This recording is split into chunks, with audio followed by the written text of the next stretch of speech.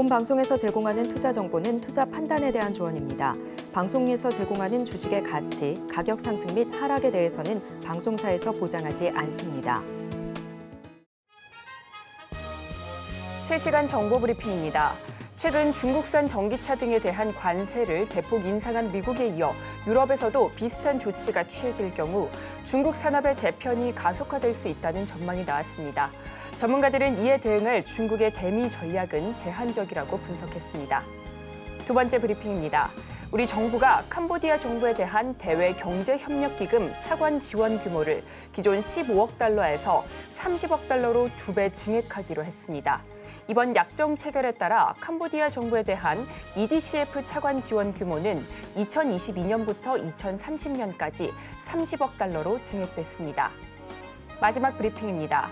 HL만두는 카카오 모빌리티, KM 파킹앤스페이스와 자율주행 주차 로봇 서비스 상용화를 위한 업무 협약을 체결했다고 밝혔습니다. 세 업체는 공동 태스크포스팀을 구성해 차세대 토탈 주차 서비스를 구축하기로 했습니다. 이에 따라 관련 기업들 어떤 흐름 보일지 잘 체크해 보시기 바랍니다.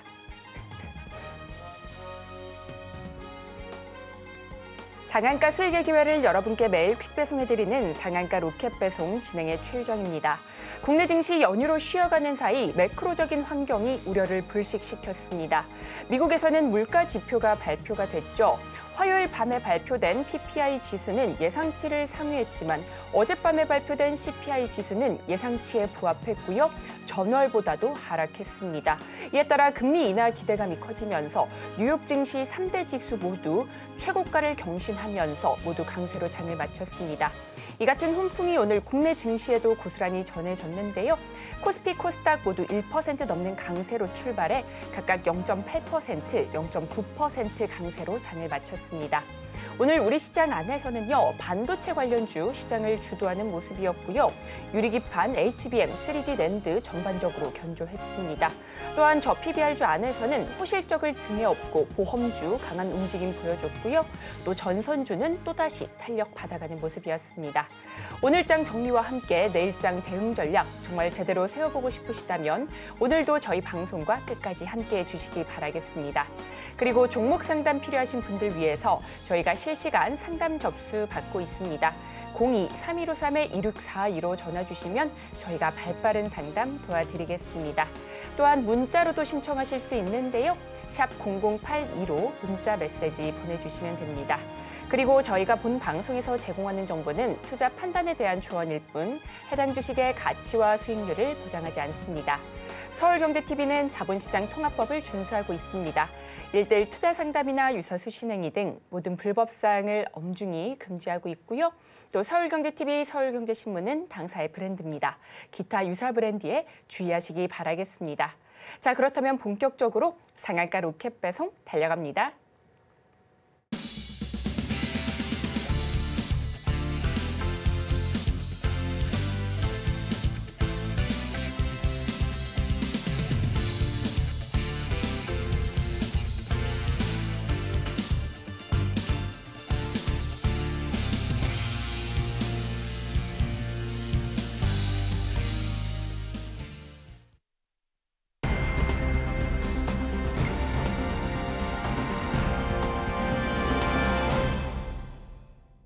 나도 투자 고수가 될 수 있다. 나도투자연구소의 최인성 전문가님 모셨습니다. 전문가님 어서 오세요. 네, 안녕하세요. 네, 전문가님 연휴 잘 쉬셨을까요? 네, 잘 보냈습니다. 아, 그러시군요. 연휴를 끝내고 난 우리 증시 굉장히 기분이 좋았습니다. 미증시 훈풍에 국내 증시도 강한 움직임 보여줬는데요. 특히나 반도체 관련주 전반적으로 탄력 받아가는 모습이었고요. 또 저 PBR주 안에서는 보험주가 오늘 일부 종목들 강한 움직임 보여줬는데 오늘 우리 시장 어떻게 보셨을까요? 여기 써놨습니다. 지수가 이렇게 올라갔는데 내 종목만 안 올라가 언제가 라고 생각들 많이 하셨을 겁니다. 오늘 오전부터 수급도 보면 마찬가지였었던 게 저 화요일날 저녁에 집에 가서 PPI 발표하는 거 보고 있었습니다. 그리고 뭐 그 이후에 CPI까지 좀 지켜봤는데 이 발언들이 나오고 금리가 인하가 된다라고 해서 여러분들이 보유하신 종목이 과연 빠르게 올라갈 수 있을까라는 생각이 조금 들더라고요. 왜냐면 비둘기적 발언이 나온다라고 해도 실질적으로 수혜를 받을 수 있는 종목군들이 먼저 선행해야 할 텐데 지금 시장은 어떻습니까? 테마가 형성되어 있고 돈이 쏠리는 종목들 안에서만 주가의 흐름이 나타나고 있다는 겁니다. 아무리 근원물가, 소비자 물가 아니면 뭐 부동산이나 어떤 것이든 미국에서 나오고 있는 그 경제 지표들에 따라서 국내 시장의 움직임을 만들어낼 수 있는 건 지금 현재 시장에서 주목받고 있는 그 섹터 테마들 뿐이라는 겁니다. 반도체, AI, 보험, 또 뭐 있습니까? 제약바이오 이런 종목들 말이죠. 오늘도 어땠습니까? 화장품 관련주. 지금 주변에 다 물어보면 화장품 관련주를 안 가지고 있는 투자자가 거의 없습니다. 그들은 전업 투자자들이기 때문일 수도 있겠지만 실적 발표 이후에 나올 수 있는 모멘텀을 이해하고 기다리고 있었다는 거예요. 전선 관련주도 작년 6월 달부터 어떤 얘기를 했습니까? 6월 달부터. 변압기 교체 주기가 도래했고 미국에서는 변압기 교체에 대한 내용들이 나오고 있으니 이것으로 인한 실적이 나올 것이다. 그리고 두 번째, 또 뭐가 있었습니까? 8월 달부터 이게 핵심 포인트라는 겁니다. 8월 달. 중국 관광객의 수요가 증가되면서 화장품에 대한 이슈가 생겼다. 1차 파동이 나왔으면 조정받으면 그 다음에는 뭐가 되겠습니까? 이때 당시에 나왔던 뉴스가 뭐였습니까? 화장품 부티나게 팔립니다. 근데 처음에 화장품이 아니었죠? 뭐였습니까? 중국인 관광객이 한국으로 들어왔는데 집에 갈 때 밥솥 사갔답니다. 그러면 그 밥솥에 대한 수요가 증가됐을 수 있겠죠. 하지만 우리가 생각했을 때 뭐야? 하루 이틀짜리네. 그런데 화장품은 지속적으로 매출이 증가될 수 있다. 사드 배치 이후에 중국인 관광객들의 수요가 증가되고 있고 코로나 이후로 점진적으로 증가될 것이다 라는 내용만으로 화장품 많이 팔리겠구나 라는 생각은 하고 있었지만 그 화장품 많이 팔리겠구나에서부터 올 수 있는 게 뭐냐는 겁니다. 실적 발표예요. 실적 발표. 그러면 실적이 어찌됐건 코로나가 끝난 이후부터 점진적으로 증가되고 있다가 폭발적으로 증가되는 시즌이 오니까 조정받는 그 가격 구간에서 화장품 관련주 2차 상승 파동이 언급될 때 그때부터 들고 있어도 된다라는 게 화장품 관련주들을 보유하고 있는 투자자들의 동일한 의견입니다. 그렇다면 지금부터 여러분이 주목해 보셔야 되는 건 무엇이냐? AI 관련주 많이 올라갔죠. 전선 관련주 많이 올라갔습니다. 그런데 못 올라간 테마 뭐 있습니까? 데이터 관련주, 그죠? 데이터 센터 관련주 못 올라가지 않았습니까? 1차 상승 파동만 나왔죠. 왜겠습니까? 그들이 실질적으로 매출을 만들기 위해서 필요한 건 기술력입니다. 그런데 실질적으로 데이터 솔루션, 모아 데이터 등등 여러 데이터 관련주들이 있죠. 모니터랩도 마찬가지고요. 그들이 만들어내고 있는 실적에 주목해 봐야 된다는 겁니다. 하지만 그보다 앞서서 지금 현재 주가를 들끓고 있는 테마가 또 하나 있습니다. 여러분들 잠깐 잊혀지셨겠지만 PCB. 제가 어디에 있었습니까? 공돌이 출신 아닙니까? 그렇죠? 그런데 지금부터는 시야를 넓히셔야 됩니다. 안산 반월공단이던 부천에 있는 공단덜이던 무엇이 문제냐? 이제는 삼성이라는 울타리 안에만 갇혀있지 않다라는 겁니다.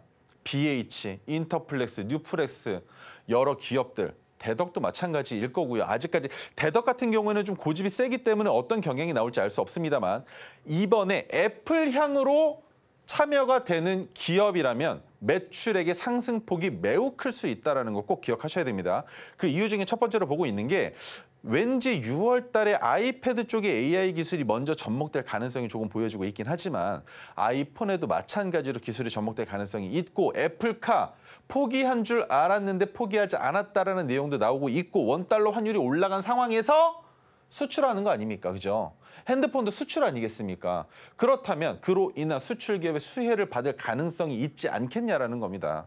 그렇기 때문에 여러분들이 지금 시장에서 어떤 테마들이 올라간데 이 종목들에 대한 뉴스가 막 빈번히 나오고 있어요. 그런 종목들 말고 잠깐 반짝했다가 시장에서 소외받고 있는 그런 종목들이라면 너무 투자하기 괜찮다라는 겁니다. 그 부분 이해하셨으면 좋겠고요. 가장 중요한 타이틀, 내 종목만 안 올라. 세롬메이 올해는 아닐 거라고 제가 지난주 방송에서도 말씀을 드렸습니다. 4월 달에 힘들었던 만큼 5월 달은 기술적 반등이 나올 수 있는 가격 구간이며 CPI 지수 발표됐고요. 그 다음에 금리 인하는 머릿속에서 지우셔야 됩니다. 머릿속에서 지우세요. 이렇게 갭을 띄울 수 있었던 이유가 뭐였겠습니까? 물론 CPI 결과 발표로 인해서 삼성전자, SK하이닉스가 큰 폭으로 상승한 경향도 있겠지만 이렇게 올리면 수혜를 받는 투자자가 누구냐를 아셔야 된다는 겁니다. 누굽니까? 외국인이죠. 그러면 그들은 매도를 주축으로 가져갈 가능성이 높겠죠. 그렇기 때문에 이들이 잠깐이라도 잠잠해지면 그때부터 여러분들의 종목이 같이 우상향할 수 있을 것으로 보여진다라고 설명을 드릴 수 있을 것 같고요. 그리고 거의 대부분 종목들을 들어가실 때 코스피 종목들보다 코스닥 종목들을 많이 들어가시지 않습니까? 그런데 코스피의 위치는 요 정도죠. 922.57포인트가 고점이라고 봤을 때 지금 고점을 조금 못 넘어간 자리에 코스피가 있습니다만 코스닥 넘어가야 될 선이 하나가 더 있습니다. 그래서 이 박스권의 조정이 끝나고 상승 추세로 이어지기만 하면 여러분들의 종목 올라갈 가능성이 매우 높다라는 거. 그리고 실적 발표가 나온 직후이기 때문에 실적 발표가 나와서 주가가 하락한 종목이라면 지수가 올라가도 그만큼 누울 것이다. 하지만 실적이 좋게 나온 기업이라면 지수만 상승해 준다면, 그죠? 지수만 상승세로 이어진다면 어떻게 된다? 마찬가지로 여러분들의 종목도 동일하게 상승 추세로 이어나갈 가능성이 있다라고 생각하시면 됩니다. 하지만 실적이 이번 분기에만 안 좋게 나온 기업이라면 누웠다가 어느 순간 갑자기 급반등이 나올 수 있기 때문에 지금부터 지수가 우상향할 가능성이 높은 시장을 보여줄 가능성이 높겠죠. 코로나가 끝나고 나서부터 여러 산업군에서 매출액과 성장이 두드러지고 있기 때문인데 그로 인해서 여러분들의 종목들도 거의 대부분 다 상승할 가능성이 높다라는 점 꼭 기억하시면서 손절은 웬만하면 정말 최악의 시나리오를 이탈하지 않는 한 안 하시는 게 어떨까라는 의견까지 같이 드리도록 하겠습니다. 네, 이렇게 전문가님과 함께 오늘 우리 시장 짚어봤습니다. 지수는 강하게 올라줬지만 쏠림 현상이 다소 나오면서 희비가 엇갈렸는데요. 이러한 상황 속에서도 강하게 부각되는 종목들 골라보고 싶으시다면 우리 전문가님과 함께 공부하시면서 종목 선별 방법 찾아가시기 바라겠습니다. 자, 다양한 기법 자료들도 준비돼 있으니 이런 부분들 꼭 챙겨가시면 좋을 것 같습니다. 자, 그렇다면 우리 전문가님께서 지난 방송에 공략해 주셨던 종목들 얼마나 올랐는지 살펴보도록 할 텐데요. 우리 전문가님께서 히든 종목으로 가져와 주셨던 종목 정답 아실까요? 바로 지주사인 LG였는데요. 오늘 강한 흐름 보여줬습니다. 과연 몇 %의 상승을 보여줬을지 전문가님과 함께 살펴보도록 하겠습니다. 조금 아쉽네요. 조금 아쉽습니다. 여러분들께 말씀드린 이후로 주가가 아직은 그렇게 많이 올라가지 않았어요. 하지만 설명드릴 이유들이 있으니까. 자, 내용들은 모두 다 있다라고 설명을 드렸습니다. 중요한 부분들만 읽고 한번 넘어가 보죠. 주주가치 재고 확대를 위해서 배당 성향을 25%까지 확대하겠다라는 내용이 나오고 있고 잭슨랩과 알츠하이머랑 암의 비밀을 풀어낼 AI 개발에 착수하겠다라는 내용이 있다라고 설명을 드렸습니다. 그리고 마지막으로 누가 LG CNS가 상장되게 될 경우에는 지분 가치가 부각될 가능성이 있는 종목이다라는 설명을 드렸는데 첫 번째와 두 번째와 세 번째가 중요하느냐? 어떻게 생각하십니까? 자, 중요하지 않다라는 겁니다. 왜? LG라는 그룹이 무너질 가능성이 있다라고 생각하십니까? 물론 하고 있는 사업 분야에서 철수할 수는 있습니다. 핸드폰처럼 말이죠. 그런데 그 부분에서 철수한다라고 끝입니까? 그렇다면 애플이 애플카를 안 하겠다라고 내용을 공표하면 애플이 무너집니까? 아니라는 겁니다. 그런 상황에서 포착된 메가토르 기법의 종목이라면 아무리 탑5 종목이라 하더라도 LG의 주가는 다시 올라간다라고 생각하셔야 된다는 거죠. 그래서 오늘 82,000원의 절반, 5.67%의 1차 매도가 들어갔습니다. 자, 메가토리 기법은 총 3번의 익절 자리가 있다고 설명을 드렸습니다. 어딘지 이제는 아셔야 됩니다. 1차 5%죠. 2차는요. 검은색 저항선입니다. 그런데 이때 5%와 검은색 저항선의 이격이 5% 이상 나지 않으면 검은색 저항선이 1차 익절 가격이 됩니다. 마지막 세 번째는 파란색 저항선에서 매도를 하는데 파란색 저항선까지의 거리가 상당히 멀죠. 그렇기 때문에 LG는 주가가 올라갈 수 있는 모멘텀이 없는 한 이 상단으로의 돌파까지는 어려울 수도 있다라고 생각을 하면서 86,600원을 짚어드렸었습니다. 그 자리까지는 충분히 올라갈 수 있기 때문이죠. 자, 그런데 여러분들이 궁금해하시는 그 부분입니다. 이거예요. LG전자의 현재 주가 위치가 어디입니까? 그게 가장 중요하다는 겁니다. 지금도 늦은 거 아닙니까? 지금 매수해도 괜찮습니까? 라고 물어보시는 분들 계실 거예요. 자, 과거에 언제입니까? 2022년이죠. 코로나가 아직까지도 무서움을 만들어주고 있었던 그 시기에 떴었던 메가토르 자리입니다. 뜨고 나서 주가가 어떻게 올라갔습니까? 그렇죠. 그러면 이번에 포착된 자리가 어디냐라는 겁니다.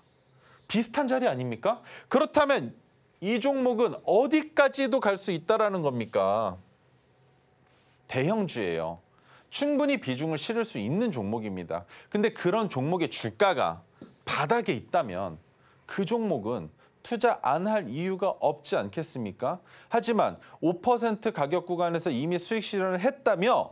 라고 물어보시는 분들께 제가 뭐라 그랬습니까? 지금도 늦지 않았다라고 설명을 드리고 있습니다. 그 이유가 뭐겠습니까? LG전자 박스권을 그리고 있는 종목이라는 겁니다. 어디에서 어디까지? 자, 여기까지입니다. 이렇게 보시면 정확하게 답이 나오실 거예요. 그렇죠? 차트에 제가 지금부터 선을 그을 겁니다. 포착이 되고 나서 올라갔다가 눌렸죠. 동일한 위치에서 돌파가 나왔지만 이 윗단은 없는 가격 구간이라고 생각을 하겠습니다. 그리고 나서 하락 조정을 받습니다. 그리고 올라가는 것처럼 휩소를 만들고 주가가 크게 내려왔죠. 그리고 나서 주가가 어떻게 올라갔습니까? 이 휩소를 어떻게 생각하시면 되느냐? 기존 보유분은 이미 있어요. 있는데 주가를 상승시키면 따라 들어오는 불나방들이 있겠죠. 그들에게 공포심을 심어주면 우리 여러분들 투자할 때 피어앤그리드도 많이 보시죠. 공포와 탐욕의 지수인데 피어앤그리드에서 LG전자 같은 경우에는 어떻게 되겠습니까? 공포 심리가 극대화된 그 자리까지 내려온다라는 겁니다. 포착된 그 자리까지.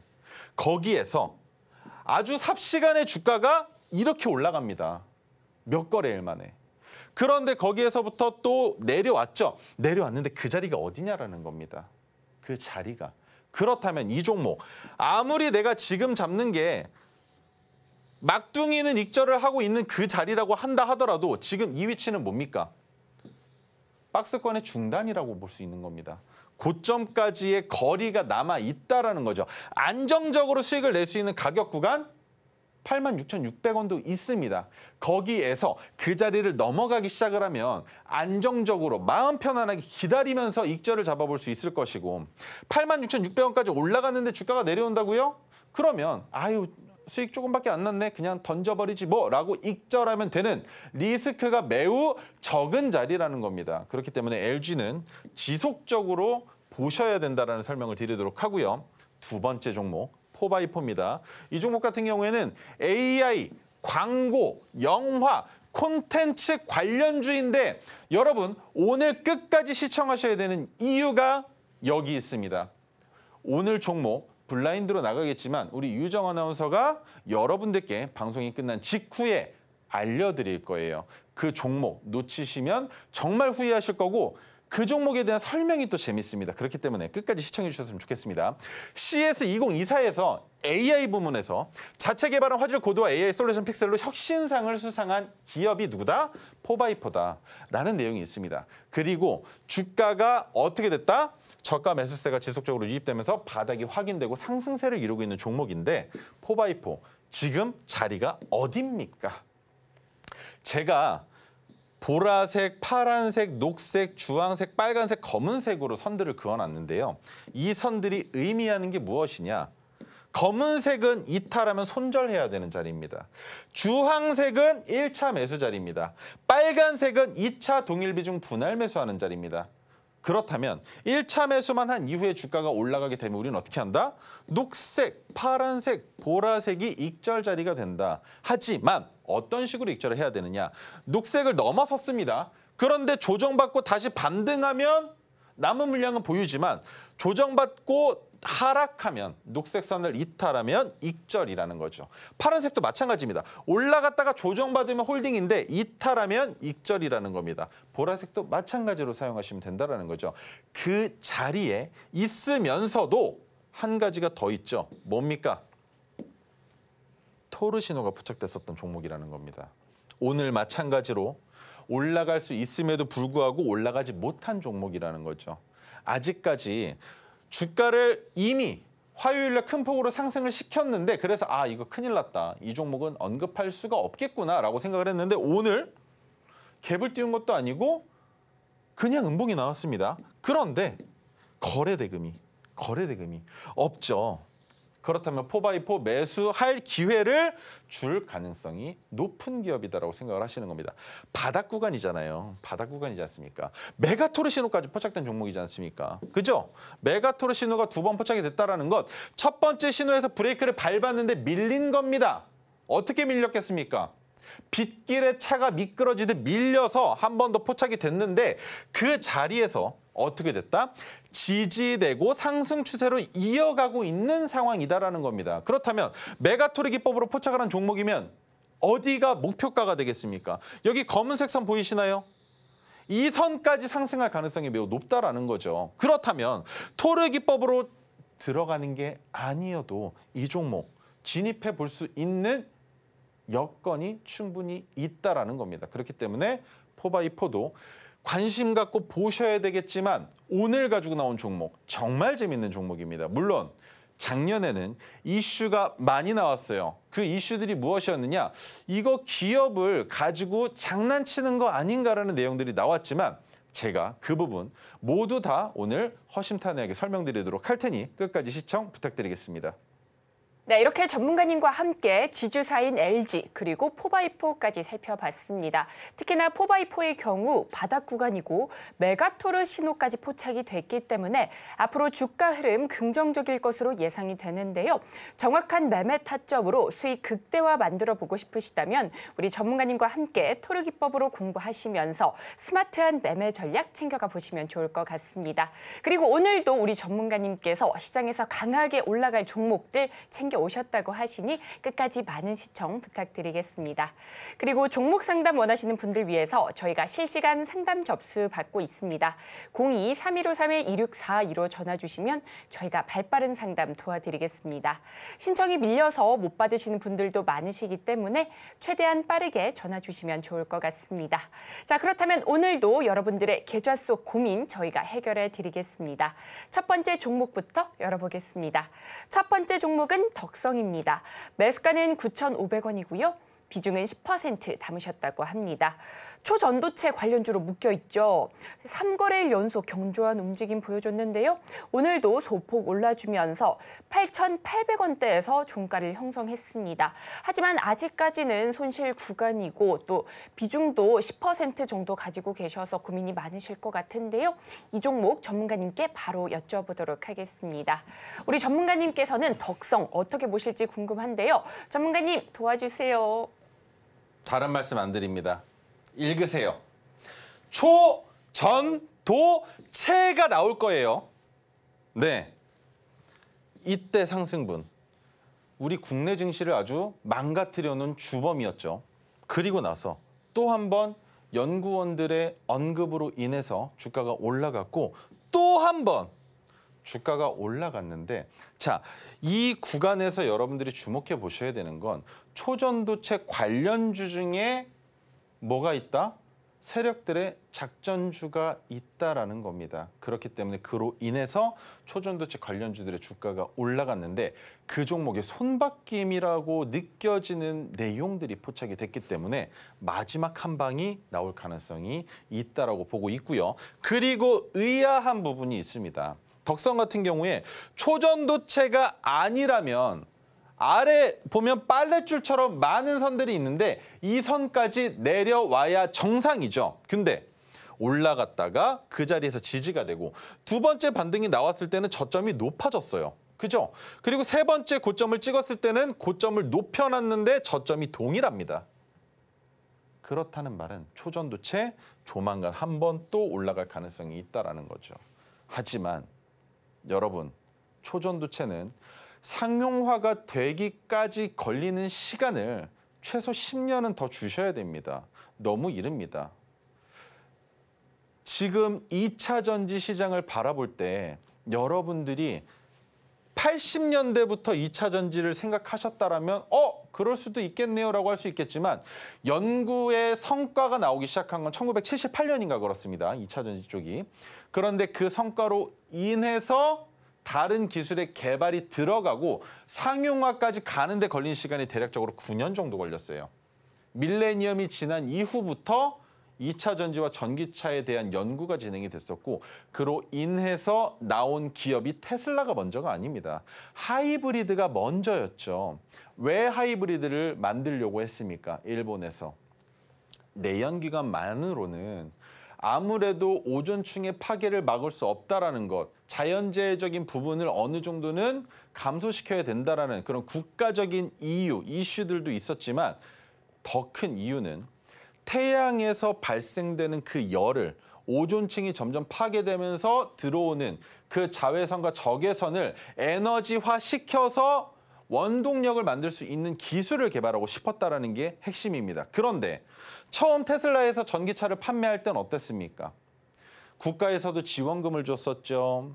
그리고 차량 구매할 때도 싸게 살 수 있었죠. 그런데 점점점 테슬라의 가격이 구매 가격이 올라가고 점점점 국가에서 주는 지원금이 줄어들고 거기에 엎친 데 덮친 격으로 충전하는 비용이 싸니까 내가 충전소까지 갔다가 오는 데까지 걸리는 시간이 오래 걸리고 아무리 조금밖에 못한다 하더라도 내연기관 차량보다 나으니까 WTI 국제유가지수를 보지 않아도 되니까 라는 생각으로 전기차의 수요가 있었던 건데 지금은 어떻습니까? 전기세가 점점 높아지고 있죠. 그 이유 중에 여러 가지를 들 수 있겠지만 지금 시장에서 가장 중요한 건 AI 때문이라고 볼 수 있습니다. 자, 그렇다면 초전도체 물론 빨리 만들어지면 좋겠죠. 왜입니까? 상온에서 초전도 현상을 만들어서 자동차에 접목시키면 어떻게 됩니까?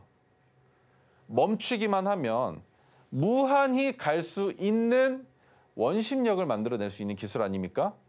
그렇기 때문에 초전도체에 대한 기대감은 높으나 아직은 갈 수 없는 종목이라는 겁니다. 그렇기 때문에 마지막 상승분이 나올 땐 꼭 익절하셨으면 좋겠습니다. 그 이상 덕성, 서남, 서원 뭐 여러 종목들 많죠. 초전도체만으로 가는 종목들이라면 신성 델타테크는 LG의 뒷배가 있기 때문에 내용이 다릅니다만 그렇지 않은 종목들 같은 경우에는 휩소 현상으로 주가가 올라갈 때가 매도 타임이라는 것 꼭 기억해 주셨으면 좋겠습니다. 네, 이렇게 덕성까지 살펴봤습니다. 초전도체 관련주 마지막 한 발이 나올 가능성이 있기 때문에 매도 타이밍 잘 정하셔서 현명한 매매 전략 세워보시면 좋을 것 같습니다. 자, 그렇다면 이어서 다음 종목도 열어보도록 하겠습니다. 다음 종목은 HMM입니다. 매수가는 22,900원이고요. 비중은 35% 담으셨다고 합니다. 해운주 오늘 크게 힘을 내주진 못했습니다. 2거래일 연속 내림세 보인 가운데 종가는 16,000원 대에서 마무리가 됐는데요. 손실폭이 꽤나 커서 고민이 많으실 것 같은데 이 종목 역시나 전문가님께 바로 여쭤보도록 하겠습니다. 이 자리에서 매수하신 거 아니었으면 좋겠어요. 저 이때 정말 상처 많이 받았습니다. 자, 이 자리가 뭐냐? 왜 제가 상처를 받았느냐? 여러분들께 이때 어떤 얘기를 드렸느냐? 조선업 지금부터 사셔야 됩니다. 그중에 매출액의 증가분을 엿볼 수 있는 건 페노션입니다라고 설명을 드렸는데 하림이 무슨 짓을 했습니까? HMM 인수한다고 내용을 퍼뜨려가지고 HMM 주가는 큰 폭으로 올라갔는데 페노션은 박살났죠. 그렇죠? 그리고 페노션은 다시 제자리로 돌아왔습니다. HMM 마찬가지 제자리로 돌아와 있는 상황입니다. 그런데 지금 시장에서 주목하고 있는 테마 중에 조선이 또 있습니다. 그렇기 때문에 HMM도 마찬가지로 주가가 이제는 바닥을 딛고 올라갈 가능성이 있겠지만 시간이 좀 필요합니다. 22,900원까지 올라가기 위한 시간은 대략 어느 정도 잡아야 될 것이냐. 제 생각에는 올해는 좀 쉽지 않을까라는 생각을 하고 있고요. 올해 만들어낸 매출이 내년에 표출되는, 그렇다면 내년 3월 정도까지 지켜보시면 본전까지 오지 않을까라는 생각을 하고 있습니다. 그 이상의 상승이 나올 가능성이 있겠느냐는 질문을 주신다면 어렵습니다. 자, 지지가 됐었던 가격을 저항선으로 만들어낸 가격이 지금 시청자분이 보유하신 평균 단가예요. 그렇기 때문에 이 자리까지 올라온다라는 것만으로도 감사합니다 하고 본전에서 23,000원이 아니라 22,950원에 익절하시고 나오시는 게 어떨까라는 말씀 드리도록 하겠습니다.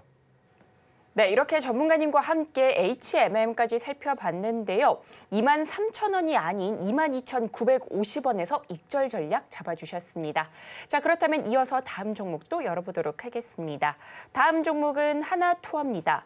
매수가는 64,600원이고요. 비중은 20% 담으셨다고 합니다. 하나투어를 둘러싸고 매각설이 꿈틀대는 가운데 오늘 종가는 6만 원에 형성을 했습니다. 손실 구간이시고 비중도 20% 정도 있으셔서 고민이 많으실 것 같은데요. 이 종목 역시나 전문가님께 바로 여쭤보도록 하겠습니다. 하나투어는 박스 한 번만 그려볼게요. 박스 보시면 어느 정도 이해가 되실 겁니다. 여기까지 한번 잡아볼까요? 자, 이렇게 파란색 박스를 그리고 보니 시청자분이 보유하고 계신 64,600원이 중간 정도 되지 않습니까? 그렇기 때문에 여기에서는 올라갈 가능성이 높다. 그냥 우리가 일상생활을 살아가면서 눈에 보이는 것만 한번 보죠. 코로나 끝났다고도 생각할 수 있겠죠. 그 상황에 주가가 눌렸고 여기에서 상승하려고 하는 움직임이 나온다면 여행 수요가 증가된다면 물론 자국으로의 영향도 있겠지만 우리 국민들이 해외로 나가는 여행에 대한 매출이 더 큰 기업입니다. 그렇기 때문에 하나투어는 유가가 안정되고 대한항공 그리고 아시아나항공 인수에 대한 내용들이나 아니면 그 외 티웨이 항공부터 시작해서 여러 가지 LCC 관련주들이 더 많은 일을 할 수 있게 된다면 하나투어 충분히 빛을 볼 수 있는 기업이지만 어디까지 볼 수 있겠느냐. 박스권의 고점까지 보시라는 게 아닙니다. 여기까지만 한번 보시라는 거죠. 자, 선을 한번 체크를 해보면 77,000원 대략적으로 8만 원 전에 한 78,000원, 77,000원 정도까지만 생각하시고 그 자리를 익절 자리로 잡아보시는 게 어떨까라는 의견 드려보도록 하겠습니다. 네, 이렇게 전문가님과 하나투어까지 살펴봤습니다. 78,000원 부근에서 매도 전략 잡아주셨습니다. 이렇게 전문가님과 함께 대응 전략 잡아봤는데 매매 전략 세우시는데 도움이 되셨으면 좋겠습니다. 자, 그렇다면 이어서 다음 종목도 열어보도록 하겠습니다. 다음 종목은 휴마시스입니다. 매수가는 1,860원이고요. 비중은 30% 담으셨다고 합니다. 키트 관련주죠. 최근 보합권에서 등락을 거듭하는 모습이었는데요. 오늘은 1,928원에 종가를 형성했습니다. 일단은 수익권이신데 매도 타이밍이 궁금하실 것 같아요. 이 종목 우리 전문가님과 함께 대응 전략 만들어 보도록 하겠습니다. 오랫동안 보유하신 거라고 생각하진 않는데 휴마시스 같은 경우에는 저점을 찍은 지 이제 3개월이 됐습니다. 상승하려면 지금부터 상승할 수 있는 제약바이오 주다라고 설명을 드릴 수가 있고요. 한 가지만 한번 더 보죠. 이 종목 같은 경우는 분석을 같이 하고 들어가야 됩니다. 자, 분석을 봤을 때 어떻습니까? 영업이익이. 2023년에 적자폭을 크게 가져갔죠. 매출액은 어떻게 됐습니까? 말도 안 되게 줄었습니다. 그죠? 그렇다면 연간으로 봤을 때 컨센서스도 나오고 있지 않은 상황이기 때문에 2022년과 2023년은 다시 돌아갈 수 없는 기업이 될 수 있다는 거죠. 왜? 진단 키트. 얘기 나오는 순간 뭐다? 아, 휴마시스 이때는 코로나였구나. 그죠? 그렇다면 휴마시스가 원래 있어야 할 자리는 어디다? 여기죠. 그죠? 그렇다면 우리가 차트를 볼 때 어느 자리를 기준으로 봐야 되겠습니까? 2020년 뒤로 보는 겁니다. 자, 2020년 뒤로 넘겨봤을 때 지금 매수하신 가격이 어떻습니까? 고점이죠. 그런데 이 종목 올라간다라고 했을 때 너무 큰 기대를 하기에는 어려움이 있다라는 거예요. 그 이유가 뭡니까? 이때 올라간 이 박스권이 뭡니까? 코로나로 인한 수혜죠. 그렇다면 휴마시스의 적정 주가는 어디로 내려간다? 다시 1,000원 아래로 내려갈 가능성도 있다라는 걸 기억해 주셔야 된다는 거예요. 그래서 저라면 휴마시스를 어디까지만 지켜본다? 아주 간단합니다. 휴마시스는 내 본전을 위협하지 않으면 보유, 하지만 위협하려 든다면 그때는 익절하셔야 된다는 겁니다. 가장 좋은 스탑로스 가격은 얼마가 될까요? 저는 재세금만큼은 잃고 싶지 않기 때문에 1,870원에 스탑로스를 걸어 놓을 것이고 익절을 한다면 많이 안 봅니다. 파란색 저항선까지만 보겠습니다. 그 파란색 저항선의 가격 얼마? 자, 2,120원까지만 보겠다라는 겁니다.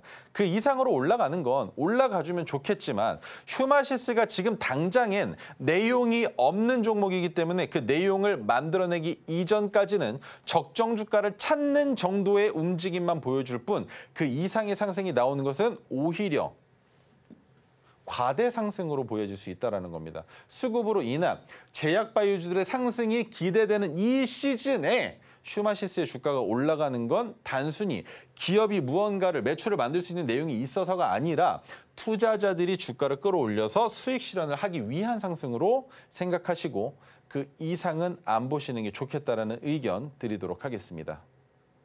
네, 이렇게 휴마시스까지 살펴봤습니다. 본전을 위협하지 않는다면 보유, 위협한다면 익절 전략 잡아주셨습니다. 또한 1,870원에 전문가님이라면 스탑로스를 걸어 놓을 것이다. 이렇게 전략을 잡아주시기도 하셨습니다. 자, 이어서 다음 종목도 열어보도록 하겠습니다. 다음 종목은 원택입니다. 매수가는 8,450원이고요.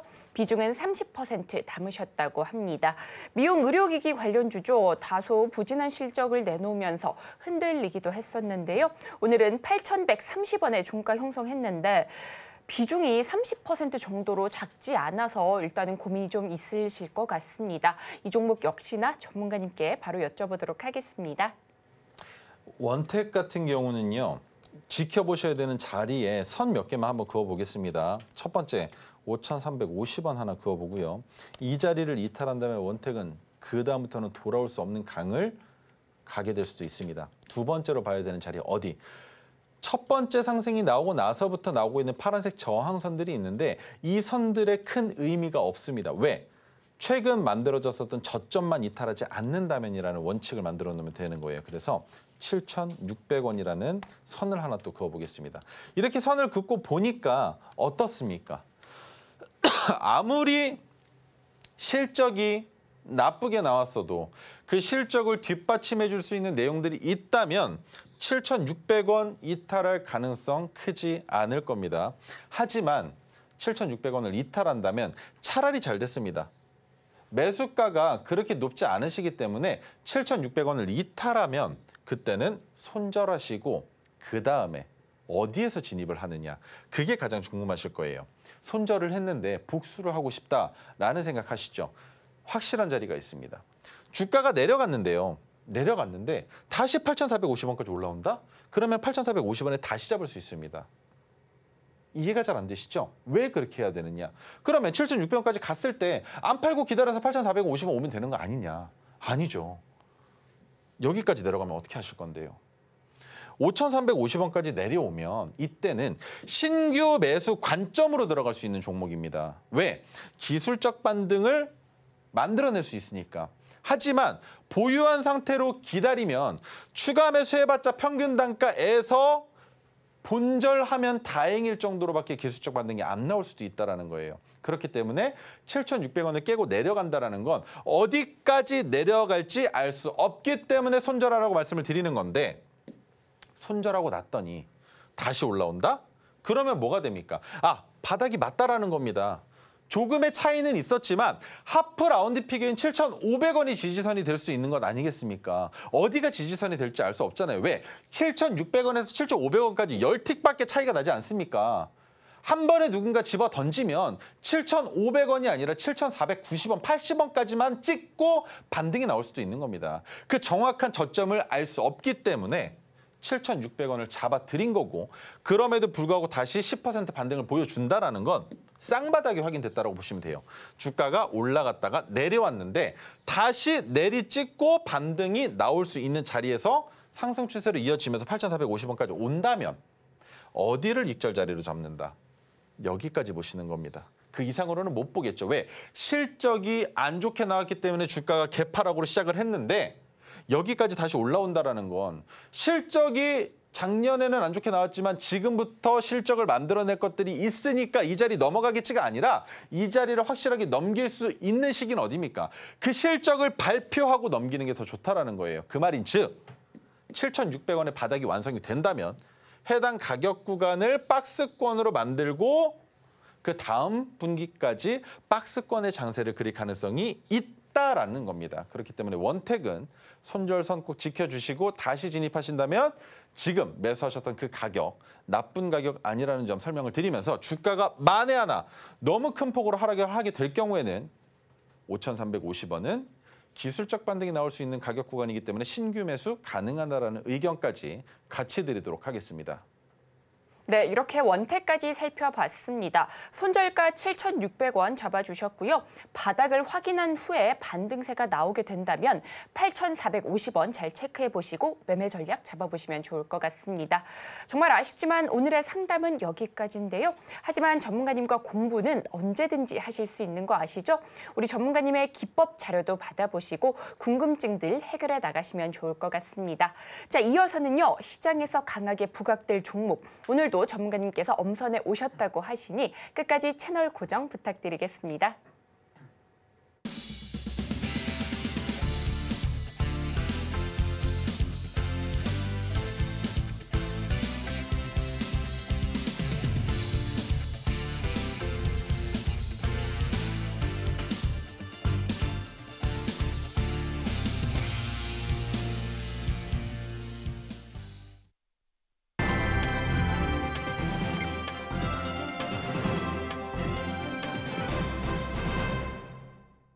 이어서는요, 우리 전문가님께서 토르 기법으로 포착한 종목들 중 반드시 잡아야 하는 종목, 오늘의 로켓 배송 종목으로 가져와 주셨다고 합니다. 과연 오늘의 종목은 무엇일지 힌트부터 만나보시죠. 오늘의 로켓 배송 종목 살펴보겠습니다. 영상 콘텐츠 관련주로 국내 유명 드라마의 제작사로 알려지며 투자자들의 이목이 쏠리고 있는데요. 과연 오늘의 종목은 무엇일지 함께 살펴보시죠. 전문가님, 힌트 너무나 재밌게 주셨는데 이 종목 상한가 갈 상인지 알려주시죠. 알겠습니다. 자, 오늘 제가 조금 다른 방식을 써볼까 싶어요. 어떤 식으로 설명을 드리고 싶냐면 보통 이런 종목들 보면 딱딱한 방송 말고 저는 약간 그런 드라마의 풍 아니면 사우나에서 누나들이랑 하는 그런 수다 정도로 한번 만들어 볼까 합니다. 누나, 이 종목 4글자예요, 4글자. 근데 위즈윅 스튜디오라고 많이 들어봤잖아요, 그죠? 근데 이 위즈윅 스튜디오의 자회사랍니다. 근데 말이죠, 내용을 뜯어보니까 와이더 플래닛이 지분을 더 많이 가지고 있어요. 그래서 이제는 누가 지주사인지 모를 정도다. 근데 막 내용을 뜯어보다 보니까 어머! 익숙한 이름이 하나 나와요, 그죠? 그 익숙한 이름이 나오는데 이분이 어디에 투자를 했느냐, 그게 중요한데, 자, 이정재 씨가 아티스트 유나이티드 전 회사의 이름이 와이더 플래닛입니다. 근데 와이더 플래닛이라는 이름을 가지고 있을 때 주식시장에서는 사짜 냄새가 난다, 저거 냄새가 꾸리꾸리하다 라는 얘기를 하면서 이 종목 쳐다도 보지 말아라 라고 얘기를 했는데 그 때문인지 사명 변경을 했어요. 그리고 또 뭐가 있었느냐, 이 기업에 유상증자로 또 참여를 했어요. 그래서 이정재 씨가 지금 우리나라에서 가장 큰 주식을 투자하고 있는. 어라? 아닌데? 무슨 얘기야? 방시혁 씨도 있잖아. 아니요. 영상 콘텐츠 관련된 기업에 투자한 거 말하는 겁니다. 와이더 플래닛 또 처음엔 방송, 콘텐츠, 영화 이쪽 사업 분야가 아니었어요. 근데 사명 변경하면서 지금부터 바꾸려고 한다는 거죠. 그래서 와이더 플래닛, 지금 바뀐 아티스트 유나이티드와 그리고 이 기업 합쳐서 이정재 씨가 보유하고 있는 주식을 현금화했을 때 가치가 500억 정도 돼요. 엄청 많죠? 그 말인 즉 목숨 걸었다고 봐야지. 그죠? 그런데 2016년에 이정재 씨랑 정우성 씨가 아티스트 컴퍼니라는 회사를 만들었어요. 비상장 회사였는데 이 회사를 또 사겠다고 또 컴투스랑 위직 스튜디오가 덤벼들었어요. 거의 다 팔렸는데 계약서에 마지막 도장 찍기 전에 아티스트 컴퍼니 경영권 인수 무산이 됐습니다. 왜? 계약 진행하는 그 중에 이정재 씨가 오징어 게임으로 어떻게 됐습니까? 스타덤에 올라갔잖아요. 그것뿐만이 아니었어요.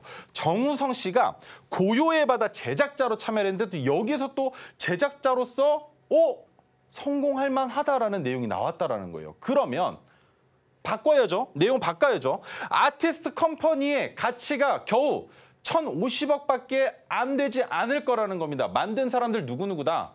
스타덤에 올랐던 이정재 씨랑 제작자로서 이제부터 성공 궤도를 달릴 가능성이 있다라는 평가를 받고 있는 정우성 씨다라는 겁니다. 그래서 아직까지도 비상장이에요. 비상장. 근데 여기에서 주목해봐야 되는 거. 이정재 씨가 어디에 투자했다라고요? 아티스트 유나이티드에 꽤 많이 들어가 있고 또 이 기업에 70억 정도가 들어가 있다라는 거예요. 그러면 비상장되어 있는 아티스트 컴퍼니가 상장되거나 또 한 가지 이슈 뭐가 있어요? 이정재 씨.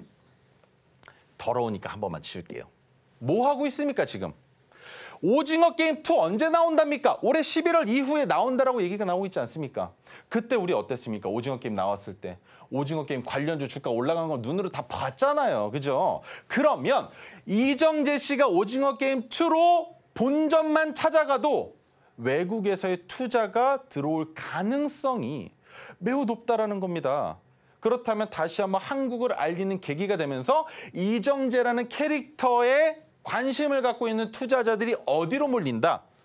아티스트 컴퍼니. 아티스트 유나이티드. 또 여기까지 엮일 수 있다라는 거죠. 그래서 이거 한번 보라는 거예요. 보시라는 거예요. 자, 그런데 이 기업이 또 이거. 고래 싸움의 새우 몸집을 불리려면 어떻게 해야 된다라는 내용까지 알려주면서 한 가지가 또 있었죠. 그게 돈이 됩니까? 되니까 가지고 나온 겁니다. 그래서 이 기업은 좋다라고 생각하시면 되는데 자, 차트도 좋아야겠죠. 차트 위치 한번 보겠습니다. 이때가 무엇이다? 와이더 플래닛 상한가 갈 때. 왜? 이정재 씨가 투자했다는 내용 때문에 그래서 이때 지켜보지 말라 그랬었던 거예요.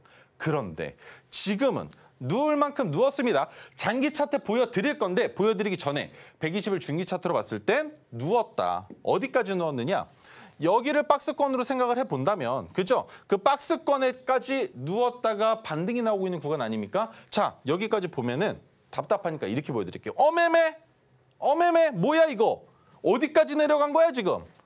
어디까지 내려갔다가 지금 다시 올라온 거야. 근데 고점도 못 넘어갔네? 아이 뭐야 그럼 이거 못 가겠네. 아니죠. 여기까지 안 가도 돼요. 우리 여기까지만 봐도 됩니다. 왜?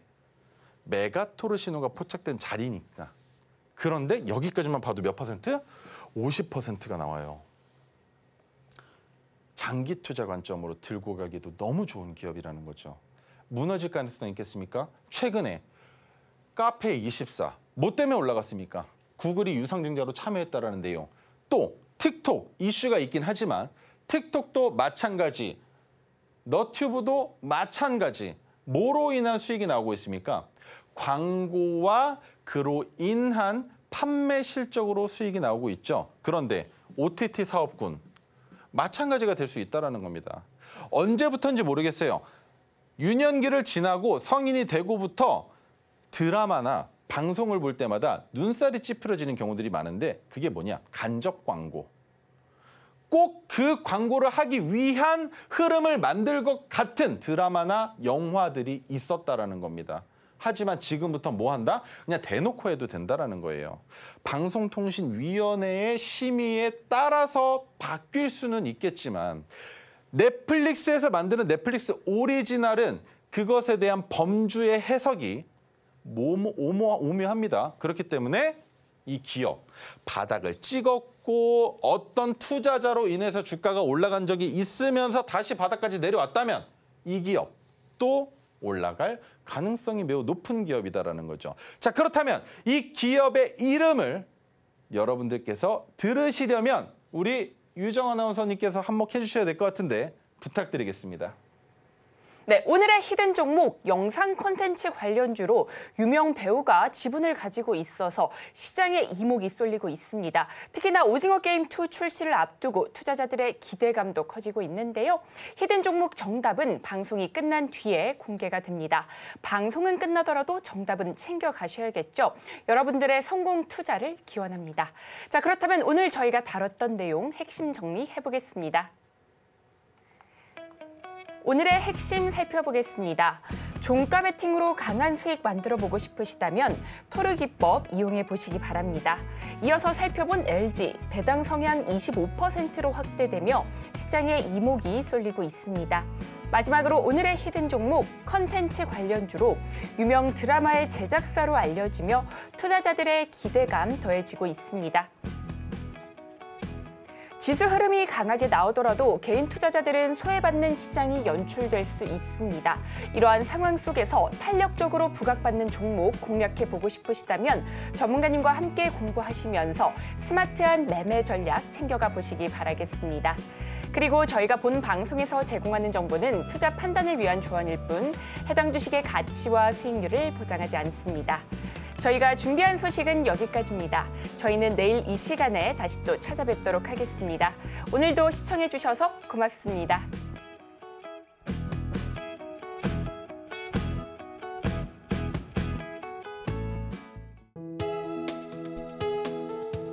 본 방송에서 제공하는 투자 정보는 투자 판단에 대한 조언입니다. 방송에서 제공하는 주식의 가치, 가격 상승 및 하락에 대해서는 방송사에서 보장하지 않습니다.